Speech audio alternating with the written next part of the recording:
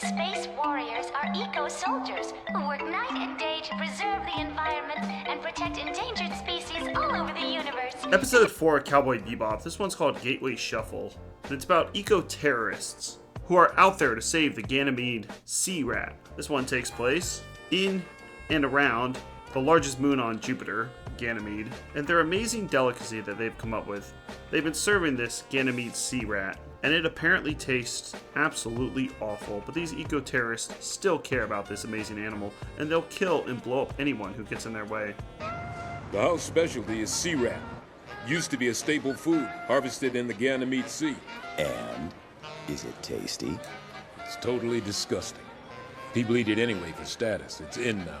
At the end of the last episode, Honky Tonk Woman, Faye Valentine took off with a lot of money in her spaceship, leaving the Bebop crew, once again, penniless. So this episode starts with her floating in space, completely broke and sending out distress signals to any spaceship that will pick her up, as she's run out of gas and run out of money. She gambled all this money away at the casino. So she went from very, very rich at the end of the last episode to completely broke at this episode.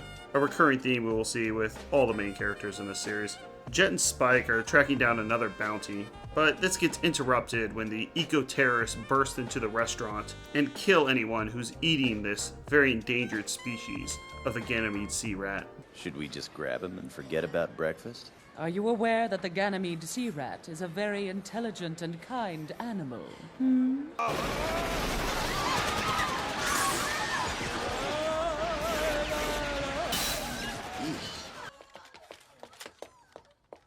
The name of this group is the Space Warriors, and it consists of a mother who looks very much like Cruella de Vil and her sons that act like absolute children.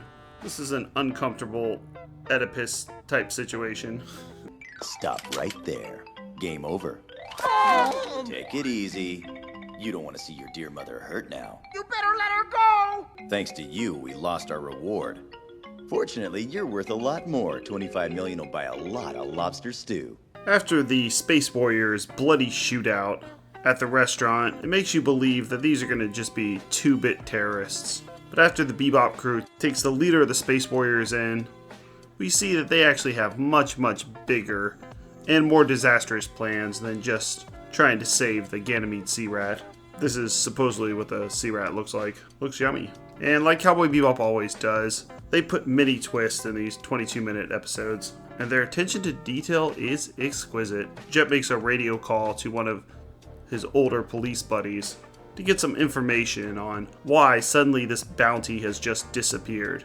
They got the leader of the Space Warriors, they should get tons and tons of wulongs, but mysteriously it disappears, and we see that they have put colonies on Jupiter. These are the rings of Jupiter, and they've decided to put little, what looks like islands, lily pad islands, that have offices for the police on Ganymede. Which makes me watching the show a real joy, because they'll cut to something very quickly, and you won't catch what they're doing at first. And they also give subtle little hints of what's going to happen later in the episode. So Faye Valentine comes across a suitcase that has this mysterious little trinket in it that we learn later is actually a bioweapon that the Space Warriors are going to use to make humans turn into monkeys, so we can really feel the pain of the animal kingdom. And we'll see Spike play with this object, shoot it, all the while only knowing that it has a lot of value and is supposed to be turned into the police. But when you rewatch it, you realize this is actually a bioweapon this entire time that they're throwing into the air, shooting, banging around. Dude! We're letting her go. So there's something that's missing in this episode, something we see in every Cowboy Bebop session, as they call it, and that's a space battle. Specifically, a space chase. The eco-terrorists go into hyperspace and then shoot missiles at Ganymede, the moon of Jupiter, to unleash this virus that turns all the humans that will not treat the Ganymede sea rat well, the humans that don't care about animals themselves, will turn those humans into monkeys, so they know what it feels like, and they can be knocked down a peg. So the Bebop crew has to stop this, and after chasing them down, the cops decide to shut down the gateway.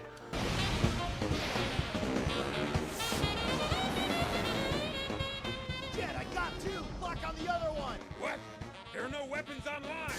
That missile will hit Ganymede before I have a chance to recharge! Hey there, having a little trouble? Huh? I can bail you out for 80%. You're insane! And so they make it out just in the nick of time. But Spike, always ahead of the game, manages to put in the pocket of the main villain one last capsule of their virus monkey business, so that it actually turns the eco-terrorists into the monkeys themselves. We unfortunately never see this part. It's almost like they kind of ran out of time, because that would have been kind of cool to see. Eco-terrorists literally get a taste of their own medicine. They want to release a virus and turn everyone else into monkeys? Well, they get turned into monkeys themselves. So we see this capsule explode, and we assume they turn into monkeys, and then crash their ship in hyperspace, which will kill you. It's closed! What are we gonna do, Mama? Stop! Stop! But we never see this happen. So I think I'm going to give Gateway Shuffle a 7. It's not one that sticks out in my mind as the best of the Bebop episodes, but rewatching it, it is really well done. I don't necessarily like the main villains. They just seem a little too childish, but it's almost like the episode understands this. As the longer it goes on, it becomes less about these terrorists and this odd relationship they have with their mother, where they're whining and screaming that they want their mommy all the time, and more about having the cops working with the Bebop crew to stop this virus being released into Ganymede. And really gets better in the second half.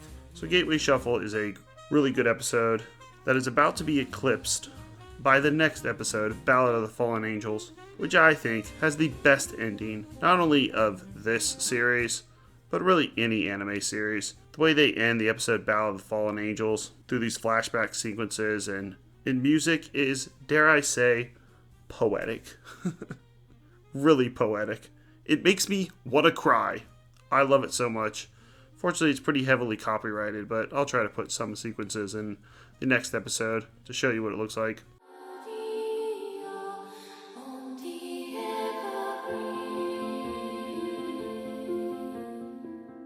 And it's one that you can watch over and over again, as these flashback sequences at the end of Battle of the Fallen Angels are not just random things they came up with. It's actually flashing back to Spike and his upbringing and explaining his mysterious past with this girl Julia, and we get to meet the main villain of the series finally on episode 5, and his name is Vicious. Check out our playlist for all episodes of Cowboy Bebop, Monsters, which is finished, Tales from the Dark Side, we're halfway through, and the series Fear itself, which is completely done. Thank you.